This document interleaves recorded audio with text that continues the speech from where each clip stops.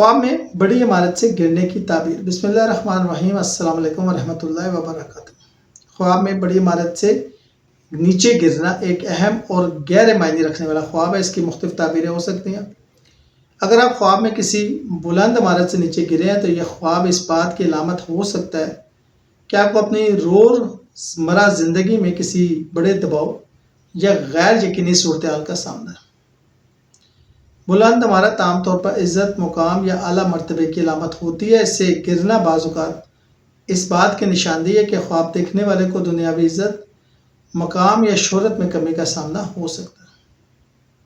اگر گرنے کے بعد انسان خوفزدہ ہو جائے یا اللہ کو یاد کرے تو یہ خواب اس بات کی طرف اشارہ ہے کہ اللہ تعالیٰ انسان کی توبہ اور رجوع کی طرف بلا رہا ہے۔